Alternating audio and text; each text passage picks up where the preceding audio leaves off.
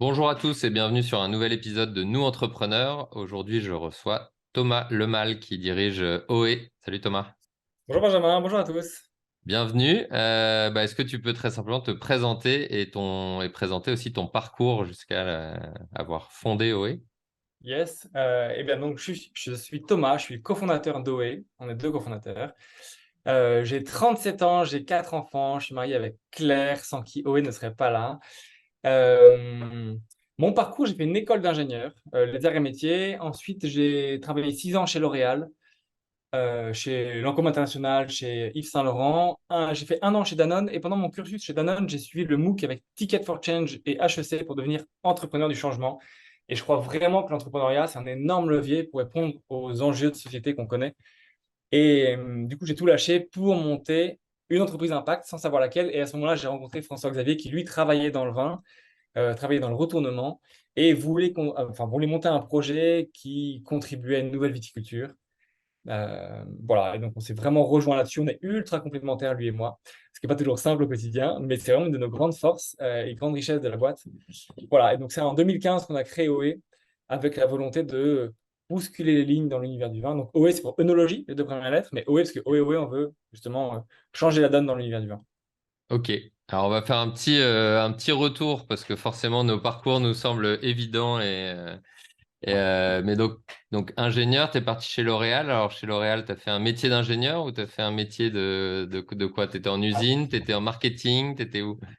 Ouais, en fait, avant de rentrer en école d'ingénieur, mon grand-père était architecte et j'avais une vraie grande relation avec lui. Et donc, je voulais bosser dans l'univers du beau. Et donc, d'où L'Oréal, quoi. Et après, chez L'Oréal, j'avais un pied, j'étais plutôt opération, mais avec un pied commerce, un pied market. Enfin, c'était vraiment un peu chef d'orchestre, ce que j'ai adoré. Franchement, avec des gens vraiment géniaux. Euh, voilà. Et avec une belle ambition, en fait. Et chez L'Oréal, il y avait vraiment une chose que j'ai retenue, c'est que quelque part, le non n'existe pas. Et j'aime bien, on applique ça aussi chez nous. Quand on croit à quelque chose, on voit qu'on peut renverser des montagnes, mais c'est lunaire à quel point on peut renverser des montagnes. Vraiment. Ok. Et en même temps, tu as commencé à te former, tu as fait la formation, tu disais le MOOC de Ticket for Change. Qu'est-ce qui t'a amené est-ce qu'au début, c'était un MOOC que tu faisais pour voir, pour passer le temps, ou est-ce que c'était déjà dans un objectif de monter quelque chose? C'était vraiment dans l'objectif de monter quelque chose. En fait, depuis que je suis tout petit, je crée des petits projets, je crée des choses. J'avais monté deux, trois choses avec des amis, mais toujours à petite échelle. Et je me sentais capable de monter quelque chose, enfin de monter un projet. Depuis toujours, je suis attiré par le fait de servir, je sais pas, j'ai la qualité d'être généreux, et donc j'ai un peu ce truc-là. Et je me suis dit, bah, si moi je le fais pas, alors que honnêtement, j'avais quand même toutes les conditions réunies Hmm. pour le faire, même si c'est jamais facile de tout lâcher. Je me dis, si je le fais pas, honnêtement, qui le fera, quoi. Donc, lançons-nous. Et puis, on est comme en France. Franchement, on se rend pas compte de la chance qu'on a d'être en France pour l'entrepreneuriat. Il y a des aides partout. Il y a quand même, on peut rebondir assez facilement. Mine de rien, j'avais un CV qui était aussi rassurant. Donc, si pour X raison ça marchait pas, je savais que je m'en sortirais correctement. Enfin, voilà. Donc, je me suis lancé. Et avec Ticket, je me suis vraiment dit, enfin, il y avait vraiment des choses où, euh, enfin, quelque chose de très précis qui m'a vraiment marqué, c'est que de faire ce pas dans le vide c'est ça qui permet d'avancer, quoi. Et physiquement, quand on marche, eh ben, on fait un pas dans le vide et un peu, enfin, tu vois, on se penche en avant pour faire ce Ouais. pas. Et si tu veux faire ce pas, il faut se mettre en déséquilibre. Et ça m'a vraiment marqué. Je me dis, bah, je vais me mettre en déséquilibre et le pas en avant, je vais le faire. Et bizarrement, ça s'est fait. Donc, j'ai eu la chance de rencontrer FX, mais je pense que la chance, on la génère aussi quelque part. Donc, tu es Voilà. d'abord parti et tu as rencontré ton associé Ouais. après, ou comment ça se fait? Ouais, je suis d'abord parti et j'avais deux, trois projets que je voulais avancer, que je testais, tout ça. J'allais bosser chez des amis pour vraiment, je dégrossissais mes projets, j'appelais des gens, tout ça. Et puis j'ai rencontré FX vraiment par hasard et je dis, bah voilà, moi j'avance des projets, je navigue un peu dans tout ça. Voilà où j'en suis. Et on s'est vu une fois, deux fois, puis bim, on s'est dit, bah vraiment, on est, enfin, semble-t-il complémentaires. Et vraiment là-dessus, ouais, on l'est vraiment. Ok, génial. Et alors, qu'est-ce que vous proposez avec OE et à qui? Alors, OE, c'est une marque de vin, on vend du vin, Ouais. concrètement. Et ce qui nous distingue, c'est qu'on est animé par une extrême cohérence dans tout ce qu'on fait. La mission qu'on s'est donnée, c'est de faire le bien par le bon. Pour la petite histoire, il y a longtemps, je rencontrais une dame qui me dit, enfin, qui était en fin de vie, et qui me dit, mais en fait, je regrette pas le mal que j'ai fait, parce que grosso modo, j'ai rien fait de mal, enfin de très mal. Mhm. mais je regrette le bien que j'ai pas fait. Et je trouve ça hyper intéressant. Je me dis, mais enfin, ça m'a vraiment marqué pour moi perso, mais aussi de manière, enfin, pour l'entreprise. Je me dis, mais comment une entreprise peut être ardente à faire le bien? Qu'est-ce que ça veut dire? Est-ce que ça a du sens? C'est vrai qu'en école, on nous apprenait qu'une entreprise a pour mission de faire de l'argent, voilà. Et moi, ça m'a toujours révolté ce truc-là. Je dis, mais non, en fait, il y a un service, il y a une relation, il y a une communauté. Enfin, c'est tellement plus riche que juste faire de l'argent. Mm. Et pour moi, l'argent, c'est vraiment le fruit du travail qu'on peut générer, du service, de ce qu'on délivre, quoi. Et j'aime bien cette logique-là. Et donc, j'ai à cœur de monter, on a à cœur maintenant ici de monter une entreprise qui fait le bien autour de soi, qui sert le bien commun. Et donc, concrètement, pour nous, dans le vin, qu'est-ce que ça veut dire? Bah, il y a 4 facettes. Il y a vraiment la relation qu'on a avec nos vignerons, le terroir, la biodiversité, les sols, la question des pesticides, qu'est-ce que ça veut dire, tout ça. Il y a la question du packaging. Plus de 50% du bilan carbone dans le vin, c'est le transport et la bouteille. Il y a la question de l'équipe. Qu'est-ce que ça veut dire? C'est quoi les nouveaux modèles d'entreprise? Et puis, il y a tout l'écosystème qui nous entoure, quoi. Et donc, sur toutes ces facettes-là, on a plein d'actions très concrètes. Pour la vigne et le vigneron, bah, nous, on donne 1% de notre chiffre d'affaires au programme OE pour la biodiversité. On va planter des haies, analyser les sols, aider nos vignerons à aller au-delà du bio. Pour le packaging, on est la première entreprise dans le vin à avoir relancé la consigne, ce qui est game changer en termes d'écologie. On nous a dit, mais ça ne marchera pas, tu fais fausse route. Et bizarrement, ça fonctionne très bien et c'est même rentable. Maintenant, on est les premiers sur le zéro déchet absolu, plus de carton, plus d'encre, enfin plus rien. C'est vraiment hyper clean et c'est possible là aussi. Sur l'aspect d'équipe, alors je survole un peu tout, mais sur l'aspect d'équipe, il y a la question du handicap qu'on a, nous, en interne ici, qu'on essaie de travailler de plus en plus. Il y a la transparence des salaires. On est dans une banque éthique. Enfin, il y a vraiment beaucoup de sujets pour mettre de la joie dans l'équipe et c'est Mm. possible d'avoir de la joie dans une entreprise. Ça a du sens et c'est possible. Et tout l'écosystème, on veut vraiment avoir ce rôle un peu comme un drap qu'on va tirer vers le haut et qui vient emmener avec lui tout ce qui l'entoure. Et donc, on essaie de faire des fresques du climat avec nos partenaires. On essaie de les passer Bicorp aussi, comme nous on est. On essaie d'éduquer, d'évangéliser, tu vois, de sensibiliser, de donner du temps très gratuitement. Voilà, on veut avoir ce rôle-là au travers du vin. Et donc, on utilise nos vins pour ça. Et donc, nos vins véhiculent toute cette énergie-là. Et donc, nos partenaires, traiteurs ou particuliers sur le site oeforgood.com, etc., bah, ils viennent chercher ça. Ils achètent ce mouvement-là qu'on essaie de créer. Mais ce qui est Et intéressant, c'est que quand je te pose la question sur ce qui vous proposez à qui, en fait, tu parles beaucoup du pourquoi ouais, avant de parler de qu'est-ce que vous délivrez au final, par quel canal, etc. C'est une ouais, réponse ouais, qui est ouais. très sur bah, voilà, la mission, la raison d'être, pourquoi vous le faites et quel est le projet derrière. On sent que c'est plus, il y a un vrai projet quoi, derrière. Ouais, il y a un vrai projet d'accompagnement à la transformation, d'être acteur du changement. Et du coup, acteur du changement, on peut l'être avec des particuliers qui viennent sur le site, avec des traiteurs, avec Naturalia, avec Biocop, avec vraiment un paquet d'acteurs. Et vraiment, j'aime bien avoir ce rôle-là avec nos vignerons, avec voilà. Ça, c'est notre force, et avec le rythme startup, avec les outils startup Ouais. aussi. Là-dessus, ça, c'est aussi notre force. Ok, et tu parlais des vignerons, c'est vous avez des vignes, vous avez, vous marchez comme un label, comme comment est-ce que Euh, vous positionnez là-dessus? on est peut-être plus comme une coopérative, tu vois, s'il faut Ok, trouver un coopératif où aujourd'hui, on travaille avec des vignerons qui sont toute la France, vignerons et vigneronnes, qui eux vendent majoritairement au négoce, donc tu vois, ils disparaissent complètement. Leurs vins sont mélangés à d'autres vins, etc. Et nous, à l'inverse, on est très transparent sur qui ils sont, où ils travaillent, comment ils travaillent. On va chez eux, on les connaît, on fait les vendanges chez eux avec l'équipe. Enfin, il y a une relation vraiment belle avec eux. ouais. Euh, voilà, et même si c'est la marque OE qui est peut-être l'entrée de la lecture dans le produit, il y a cette grande transparence de ce qu'on fait avec eux et qui est très riche, je trouve. Ok, donc là-dessus vous trouvez des vignerons, c'est que du bio, hein, c'est ça, non? Sur Ouais, le. tout est bio, vegan, zéro pesticide. On teste chacun des vins pour garantir Ouais. qu'il y a absolument zéro pesticide sur 380 molécules possibles. Ok, donc vous avez un cahier des charges qui vous permet de sélectionner, de fédérer autour de vous des vignerons. Après c'est vous qui embouteillez ou Ouais, c'est nous qui embouteillons, justement pour aussi garantir d'avoir la main sur toutes les matières sèches, tu vois, la Ouais, colle, le bouchon, l'étiquette, tous ces aspects-là euh, qui sont perçus comme mineurs, mais en fait, c'est majeur en termes de ouais, volume, de ouais, poids, ouais. de non-recyclabilité ou pas, etc. Euh, voilà, et en fait, on a un cahier des charges très produit, très levain, mais on a aussi un cahier des charges, alors qui n'est pas forcément écrit, mais de fit avec le vigneron, Hmm, pour que le vigneron soit en mouvement aussi. On veut des vignerons avec qui on peut avoir une direction qu'on prend ensemble dans le temps long, hmm. euh, pour favoriser la biodiversité, favoriser la polyculture, favoriser l'agroforesterie, enfin, tu vois, aller dans ces thèmes-là Ok. au rythme qu'on a, bien sûr, mais tu vois, y aller, quoi. Créer le Ouais. mouvement. Ok, donc ils sont déjà en bio, mais potentiellement il peut y avoir des choses Ouais, pour ouais, aller plus loin ouais, tout à de fait. leur point de départ. Il faut à minima que ce soit qu'ils soient en bio, mais il faut Ouais. faut aller On plus veut loin. vraiment pas, tu vois, mais c'est valable pour nous comme pour les vignerons, comme pour d'autres, mais être parfait. Ouais. Il y a pas, enfin, mais c'est vraiment créer le mouvement et donc prendre des choses imparfaites où on voit les limites et nous on a 1000 limites sur plein de sujets et juste chercher à faire mieux, Mm, évidemment avec le plus d'ardeur possible et le plus de hargne possible, mais toujours être en mouvement, toujours se poser la question, bah, qu'est-ce que j'ai dans les mains, comment je peux mettre au profit du bien commun, qu'est-ce que je peux faire de mieux.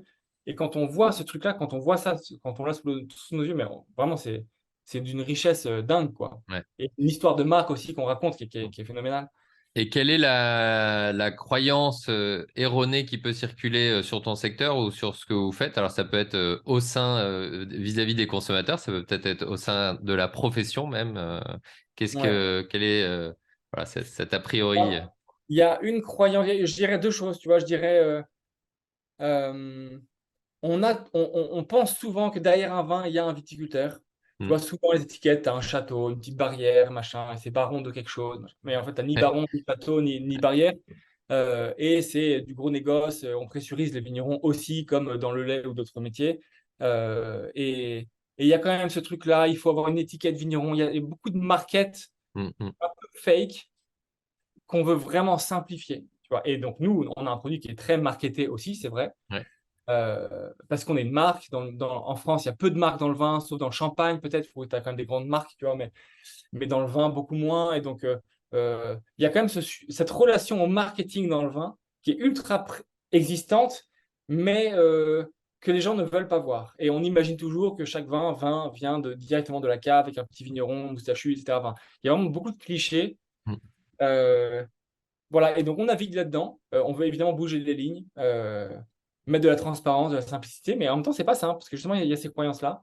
Et tu vois, le vin, c'est un produit qui vient du raisin. Enfin, vraiment, le raisin, c'est un fruit Ouais. qui est là, qui est à portée de main. Et pour autant, c'est le fruit le plus pesticidé. L'agriculture, enfin, la viticulture, c'est 4% de l'agriculture, mais c'est 20% des pesticides. C'est Ok. donc le fruit le plus pesticidé. Donc, il y a vraiment plein de choses à changer dans ce Hmm. domaine-là. Et la vigne, c'est une monoculture, parfois intensive, Ouais. et donc vraiment défavorable à la biodiversité. Et en même temps, ça peut être totalement l'inverse. On a des vignerons, mais c'est lunaire à quel point ils font un travail fabuleux sur la biodiversité, les sols, les arbres, les plantes. Enfin, vraiment, c'est hallucinant. Et donc, quand tu vois que ça, c'est possible sans être beaucoup plus cher, c'est beaucoup de travail en plus, donc il y a un coût qui est Hmm. différent. Mais vraiment, c'est possible, c'est là, ça existe. Et c'est une réponse à la chute de biodiversité qu'on connaît. Bah, nous, on veut favoriser ça avec ardeur, quoi, tu vois. Hmm. Et c'est génial de voir ça. Parce que les solutions, elles sont là, elles sont sous nos yeux, on les a dans les mains, il faut juste les déployer massivement. Hmm. Et Et vous allez jusqu'où avec OE? C'est quoi ton ambition? Euh, écoute, en fait, ce qui est génial quand tu es dans une boucle d'impact, c'est que c'est un peu sans fin. Donc l'ambition, elle peut être énorme. Et c'est ça que j'aime bien aussi, quand tu sers des causes qui te dépassent complètement, bah, tu dois être ultra ambitieux. Et en même temps, tu peux que être très humble aussi, parce qu'on reste une goutte d'eau ou une goutte de vin. Et après, quelle est notre ambition? Bah, on a des ambitions en chiffre d'affaires, etc. Mais c'est même pas tant ça la question. C'est vraiment comment on peut impacter avec du sens, avec intelligence aussi, avec de la science aussi, enfin, tu vois. Et donc là, c'est vraiment être dans ce mouvement-là. Et peut-être l'ambition, c'est de continuer à faire de notre mieux avec de la joie, etc. Enfin, donc, c'est pas très KPI dans ce que je te dis, c'est Hmm. très humain. Pour autant, je pense que c'est la ligne qu'on essaie de suivre. Après, on veut gagner en expertise et on gagne concrètement chaque mois, chaque année en expertise. On voit où sont les solutions et donc maintenant, c'est de déployer ça, quoi. Donc, mais le mouvement il est quasi infini. Enfin, le mouvement de transformation, vu les enjeux, il est sans fin. Donc, Ouais. il y a beaucoup à faire. Dans l'environnement dans lequel vous êtes, il y a pas mal de choses qui vous impactent. J'imagine, il y a peut-être, tu parlais des matières premières et évidemment le changement climatique qui doit aussi avoir un effet. Donc, ça peut être un de ces deux enjeux-là ou un autre. Comment est-ce que vous vous adaptez au changement? Bah, je dirais qu'il y a deux choses. Il y a que nos vignerons, très concrètement, en termes d'agriculture, cherchent à s'adapter. Et donc là, c'est l'agroforesterie, c'est la biodiversité, c'est comment tu recrées un écosystème favorable et qui peut-être s'auto-défend Hmm. de la pression climatique. Donc ça, c'est hyper intéressant de voir ça. Et chaque région a des réponses différentes, même si elles sont liées, etc. Et après, nous, en tant que structure, on essaie d'apporter des réponses ou une contribution à la réponse au changement climatique.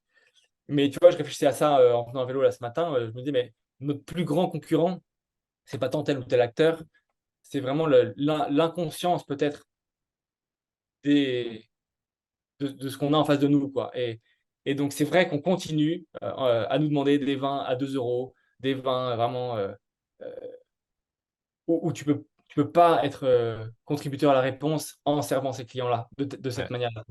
Et donc, le jour où les clients vraiment auront conscience, mais c'est aussi notre rôle de les éduquer, de les éveiller à ça, bah, le jour où ça va switcher, vraiment là-dessus, pour nous, ce serait une grande aide commerciale aussi, mais on pourra beaucoup plus se déployer. Ouais. Ok. Euh, Est-ce que tu as un apprentissage à partager sur les quelques années que tu as traversées?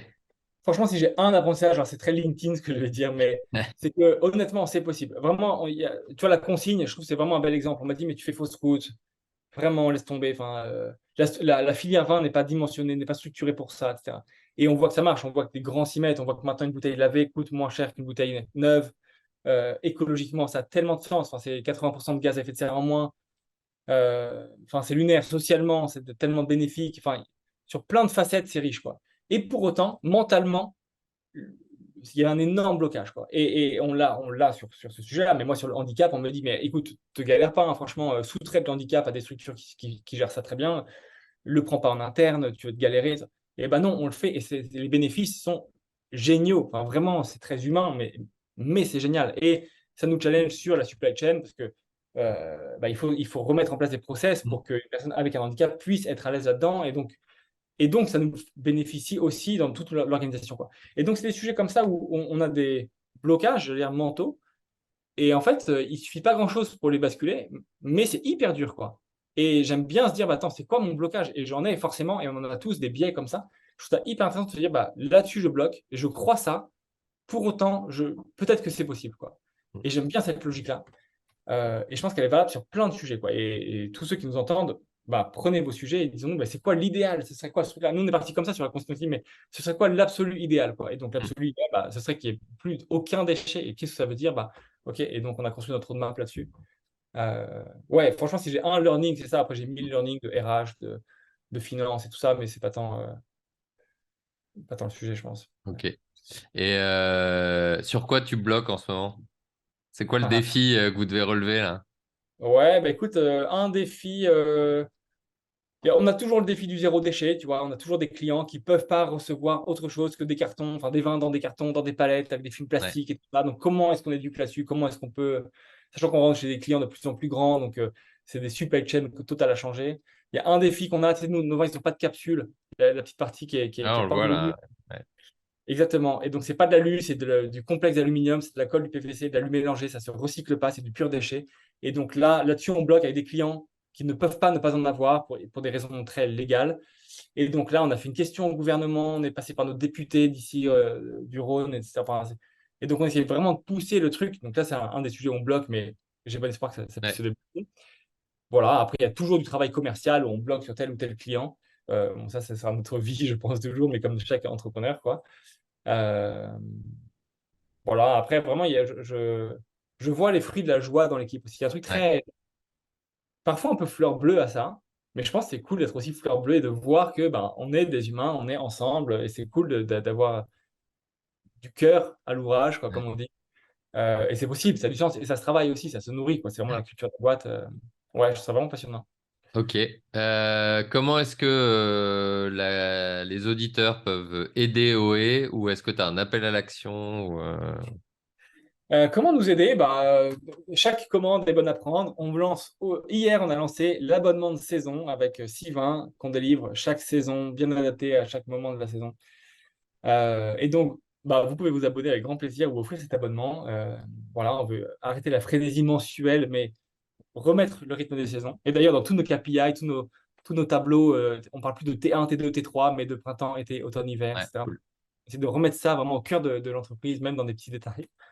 Euh, et après, comment nous aider? Bah, si vous connaissez quelqu'un qui connaît un restaurateur, un traiteur, l'acheteur de, je sais pas, toutes les grandes surfaces qu'on connaît, Ouais. on peut faire basculer, ben, faites-nous signe, quoi. Voilà, mais buvez de bons vins, choisissez bien ce que vous buvez parce que tout ne se vaut pas. Ouais.